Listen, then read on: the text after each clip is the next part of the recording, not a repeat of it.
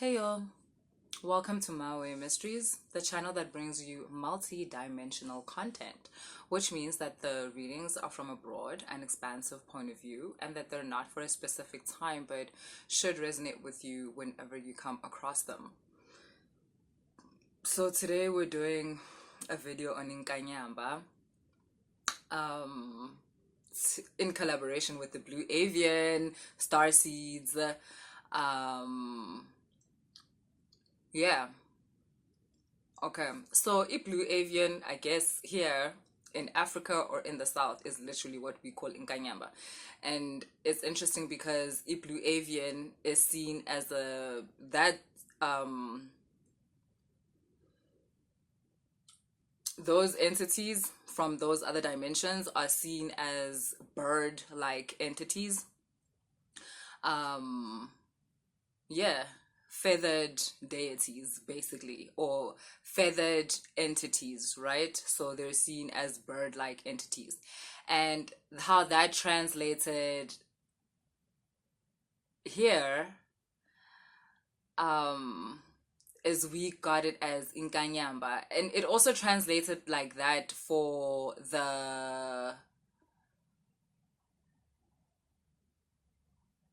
many island people also, including the Mayans, and other, even the Maori, they have a feather serpent god, which is or a feather serpent deity, which is what we have in Inkanyamba. Inkanyamba is a serpent deity, but it's also a sky deity. It's in the water and it's in the sky, right? And what we're going to talk about today is, yeah, about that, about our version of it and why our version of the Blue Avian blueprint, and also a version that we share with like many other people around the world, came across as a serpent as well as a feathered deity, a bird-like deity. So how it was explained to me is that there's a point in, okay, firstly, this is not an entity that you can like acquire or something like that that you get from outside of yourself. It's something that you're born with within you, right? It's imprinted within your DNA. It's something that can be dormant, it can be sleeping, but it can be awakened, and then obviously we refer to it as Nkanyamba and so forth. Now, in the last Nkanyamba video, I told you about how rare these people are and how even when they are around, you will hardly know because they really keep to themselves. They really are not about being within society or whatever. You're not gonna party with Muntun and Kanyamba Epiblos every Friday. It's just not gonna happen. They're not because they're better than that. It's not about being better. It's just these are people that can intimately feel other people's energies. They read people's energies as if they are books, like as in just looking at them. And in a way, when they're amongst the people, the entities that walk with these people are drawn to this person. So they get overwhelmed really quickly. And that's why they do not like to be in public. They don't like to be where there's like a high density of people. So a lot of the time, this is someone like that is lucky enough to afford Indlu in the mountains, or like can afford to live by the beachfront or something like that. As soon as they awaken this Nkanyamba or blue avian energy to its max, they are very much drawn to remote places, to places where, yeah, shit, you could find Inkanyamba in Iceland, lots of them, because the population is low and stuff like that. If you do find them in countries where generally the population is dense, like any other country, like Africa, like South Africa, like the US, like any other country, then you find them in these places that are remote in themselves. Like I said, in the mountains, a beachfront home, something like that. Again, especially if they have cleansed and been able to embody the full energy. Now, the serpent part of the energy represents the part where you are still doing the work. You are still transmuting the energy in order to get it to the point where, like I said, you are now able to carry yourself out in such a way where you can connect yourself to what you really need, and what you really need is isolation. It's what these people actually crave. It's not something that is forced upon them, it's something that they crave. And when you're still in the serpent energy, you can find that you're actually, in normal society, in the normal neighborhoods, and you're someone that keeps very much to yourself still. Do you get what I mean? You're aware of the fact that going to malls is not the best thing for you. Going to clubs is not the best thing for you. But within that serpent energy, like I said, you're still transmuting the energy. Transmuting, again, turning our lower energy, transforming energy into another form, turning our lower energy into more high frequency energy, vibrations, right? So this video is actually because you guys have transcended the serpent part of Inkanyamba, and you are in the bird part, and that is to say you're in the part where you're flying. And I'm getting that a lot of you, it's freaking you out. Like, a lot of things are happening very quickly for you. You feel very exposed because these are people that like living a private life. They like being under the radar. These are people that have dreamed of being off grid. Like, and some of you have been able to accomplish that. There's this lady I used to follow on Instagram. Not that I don't follow her anymore because something happened. It's just I tend to get off Instagram and then come back on type of thing. So sometimes I like lose the people that I used to follow. But yeah, she lives in the States. I know she has a cannabis store in Atlanta, and at the same time she does readings, and she literally bought some land and just started living on her land remotely. Like, she wasn't building like a double-story house. She was starting like first like RV living type of thing, because she also wanted to grow her own food and like that type of thing. And she was in a place where she could afford to do that now. Like, do you see what I mean? But I had been following her since she was referring to herself as Oya, and connecting to Orisha and doing her readings, to the point where she grew from that. She opened the store, like I said. Is it okay to call it cannabis? I don't know. I think I don't know what other word. But yeah, until to the point where literally she was buying land. Do you see what I'm saying? Like, a lot of the times the trajectory of your life will go like that if you are connected enough to the divine and to this part of your blueprint to activate it. So, like I said, this reading is actually for those of you who are kind of transcending the serpent part of Inkanyamba. Not to say that the serpent part is bad, but in this case, with this energy, it does represent the lower energies of this entity. Now, you use the lower energies, guys. I need you to understand that. Like, being stuck in low vibration is not something you want, but also you need to understand that as a person, you are wired to be able to use what we call lower energies and lower vibrations as fuel. You can't just be on some high frequency. It doesn't happen like that. There is no white light that's just gonna come in the middle of nowhere and there you go. You're gonna transmute the lower energies. That's why they're given to you. It's a gift. It's a gift. What you need to do is learn how to use them, to not get lost in the sauce, to not think that that's you and upelele, like that's all you are. The point is for you to understand that this is fuel in order for me to get to where I want to go. And I don't want to lie to you, even when you become a high frequency being, you will still use lower vibrations. They may not be your lower vibrations, they might be other people's, but like I said, we can look at that stuff as good or bad. At the end of the day, it's fuel. That's all it is. It's energy, and it can be used to get you somewhere, to propel you to a certain space in your life. And Inkanyamba is an entity that knows how to do that to like the highest degree, basically. I mean, hello, from the bottom of the ocean to the sky. I mean, come on, what the hell? So you guys are in the part of the journey where you are transitioning from the serpent part of the energy to the bird part, to the part where you are flying. And like I said, flying is a fast form of motion. Um, and yes, angali, a serpent is fast in the water also, but in the sky, it's really a whole nother thing. I'm not comparing the two. I'm not saying one is faster or one is better than the other. I'm just saying that it's a completely different way to move, and that's what you're getting used to. And at first, that is what's scaring you. You are moving fast.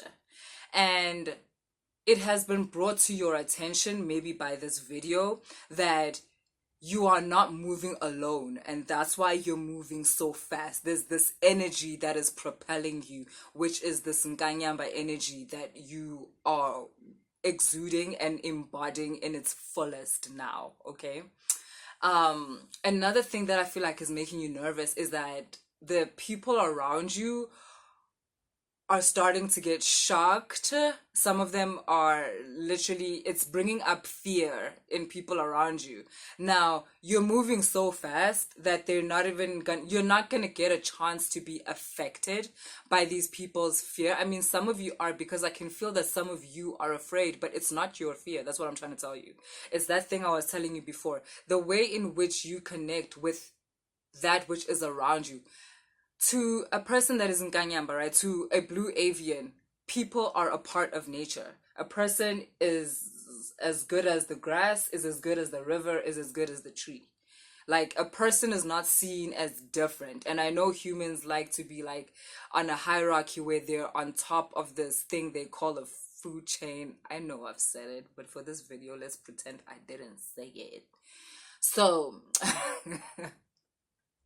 I know that like we like to think ourselves as that, but from the perspective of the bird, y'all are all the same.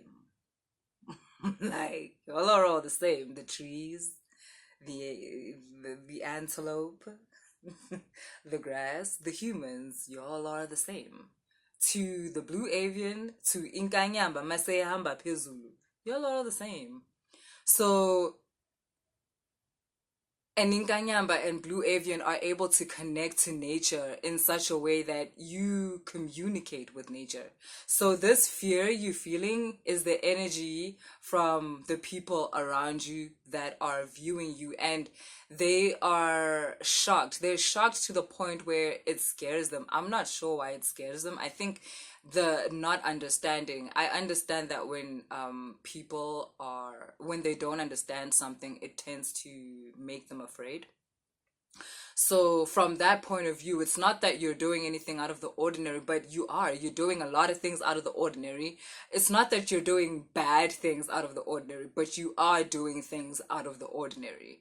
Like the pace at which you are moving, they see as fast because they don't know your journey. They were not there. They don't know that, like, listen, it's been forever. You had to be so patient. You had to be so patient. And like, patience doesn't come naturally to you. You had to dig it out of a place where it did not exist.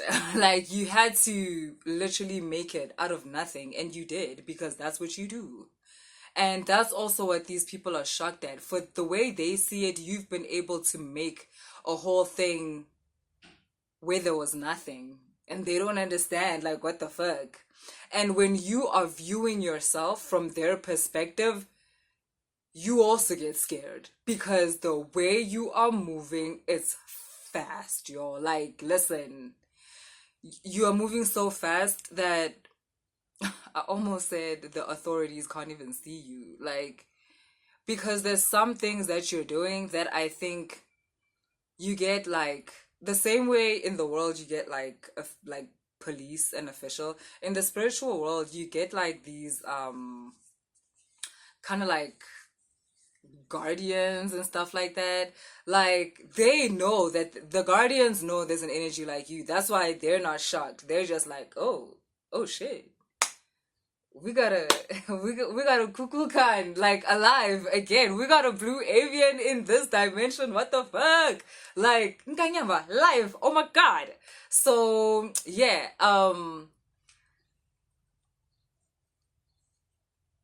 that's the spirit you're moving with. That's the energy that you're moving with right now. And just remember to just remember that when you're getting scared, notice how at that moment when you're scared, you can almost see yourself moving. Why can you see yourself? Because you are looking at yourself from another perspective, from another's perspective. So get back into your perspective and stop doing that. Stop stepping into other people's perspective because you want to check if you're doing the right thing. Stop that. There's no need to do that. Like you're flying. That's why you're moving so fast. It's because you're flying. You're flying. Oh, you may also find that like you need to eat a lot. You be eating like a bird, right? Literally. You're eating like a bird. You're eating like all the time. So find healthy snacks, to be eating. Like, don't be that person. To be honest, I don't want to lie. I don't have to tell you this because your cravings, basically what I'm telling you is like, I'm helping you understand why you're craving the things that you're craving and why you're not so much into other things that you were into before, because you're moving differently. And the way in which you are using energy is different than before. When you're in the water, it's different than how you like using energy when you're in the sky, when you're flying. So your meals are much lighter, but there's more of them. Um, Greens are really good for you. Salmon, if you're into, not if you're into, but get yourself into something that involves salmon. It can be sushi, it can be whatever. Sushi, like salmon is light, but the energy packed into it. And if you want to know why, just go watch a documentary on salmon and how they live and like their whole journey, because wow, and you'll understand why that is such a good form of energy for you to consume in what you're dealing with now. What else?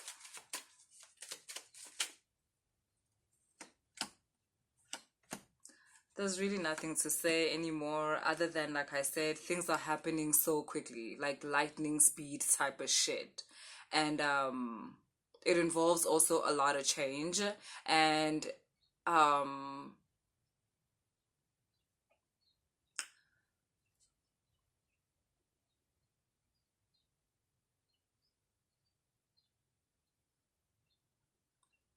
you know, even when you watch this reading, you might ask yourself, are you ready? Are you ready for this type of transition? And I want to tell you, it's going to be so weird, right? It might feel scary in the beginning, but then you're going to fit into it so perfectly because this is who you really are. So whatever imposter syndrome that you're making up in your head, there's no such thing that's happening to you. You're just calibrating the new energies, and that's normal. It's natural to have a deer in the headlights type of attitude about it at first, but you're going to ease into this version of yourself so easily because it's who you are. You're not pretending to be someone. And also, you've been waiting for this forever. Like, you've had to be so many people before you got to this version of yourself, and this is the most, like aligned version of yourself. This is the truest. And you've had to test out so many other versions of yourself. You've had to travel into so many other dimensions and align so many energies. And my God, it's been so much work. Like, what the fuck? It's been exhausting. And finally you're here. That speed, that fastness of that flying is your normal pace. You've always been that fast. I mean, there was a time, and yeah, some of the energies that you were clearing out when you were in the serpent energy was that. It was the part where you are not afraid that you're the fastest, you're the smartest, you're the whateverest, you're the whatever, like you're the est. You were working out those kinks, like working out not being afraid of your own power, not being afraid of your own power. Like, that's it. And you finally got yourself to that stage, and so it's so natural that you're stepping into this part. Like, finally you've connected to a frequency that allows you to fly at the pace that you are naturally born to fly at. I mean, hello. Bro, like, listen, this is it. You are home. This is it. Okay, cool. That's the reading I have for you today. If you liked it, or if you enjoyed it, please like, share, subscribe. And if you want to book a reading, all the information is in the description box. Later.